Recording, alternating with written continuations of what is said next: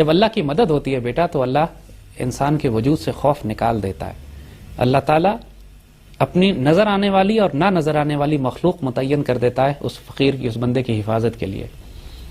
جب اللہ کی مدد آتی ہے تو دشمنوں پہ روب ڈال دیتا ہے. وہ اللہ کی مدد اس طرح نہیں آتی ہے کہ دو بندے آپ کے ساتھ چل رہے ہوتے ہیں. اللہ کی مدد کے روحانی طریقے ہوتے ہیں. اللہ کی مدد آتی ہے دشمنوں کو اندھا گونگا اور بہرا کر دیتا ہے. حضور جب ہجرت کے لیے تشریف لے کے گئے، اپنے گھر سے نکلے، پورا گھر گھیرا ہوا تھا کافروں نے نا. اللہ کی مدد کیسے آئی؟ سارے سو گئے اور حضور بیچ میں سے نکل گئے. اللہ کی مدد اس کو کہتے ہیں. اللہ کی مدد حضور کو کس نے اس وقت ظاہراً کون سی فوجیں ساتھ تھیں؟ کوئی فوج ساتھ تھی؟ کوئی فوج ساتھ نہیں تھی. قرآن کیا کہتا ہے کہ اللہ نے اس طرح مدد کی کہ دشمن سو گئے، نیند آ گئی ان کے اوپر، حضور بیچ میں سے تشریف لے گئے. پھر جب سراقہ اپنے گھوڑے لے کے پیچھے حضور کے بھاگے، اس وقت اللہ نے مدد کی. کیا مدد کی؟ گھوڑا بار بار گرا دیتا تھا ان کو. یہ اللہ کی مدد تھی. اللہ کی مدد اور کیسے آتی؟ فوجیں بھیج کے نہیں آتی. ضروری نہیں کہ فوجیں بھیجے. وہ دشمنوں میں روب ڈال دیتا ہے، آپ کو حوصلہ دے دیتا ہے، دشمنوں کو اندھا گونگا اور بہرا کر دیتا ہے، آپ کی آواز میں برکت ڈال دیتا ہے. یہ کیا وجہ تھی ساری کی؟ آج پورے پاکستان میں سینکڑوں لوگ اذانیں دے رہے ہیں، پاکستان کے لیے شور شرابہ کر رہے ہیں، لیکن کسی کی آواز میں اللہ تعالیٰ، کسی کی آواز سے دشمن اتنا خوف نہیں کھاتا، کانپتا نہیں. ہماری اذان سے کیوں کانپتا ہے؟ یہ اللہ کی مدد ہے کہ اس نے آواز میں تاثیر ڈال دی.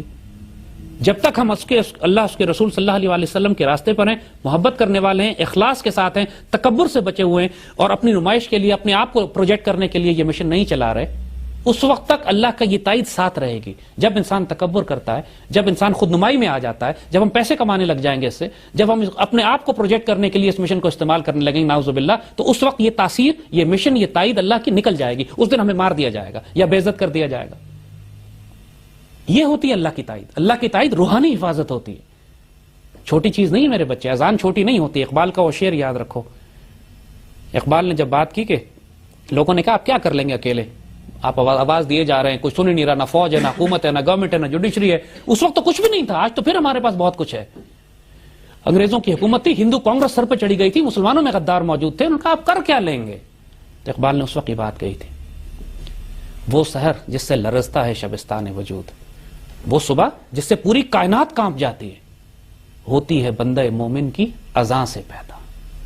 بیٹے بندہ مومن کی اذان چھوٹی چیز نہیں ہوتی. اللہ کے بندے کی جو اذان ہے وہ پوری کائنات کو ہلا دیتی ہے. اور اللہ کے فضل سے آپ اس کا اثر دیکھ رہے ہیں.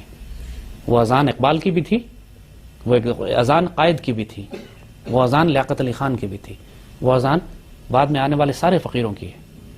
ہم صرف ایک مسکین اور عاجز اللہ کے رسول صلی اللہ علیہ وسلم کی امت کے ایک فقیر اور غلام ہیں.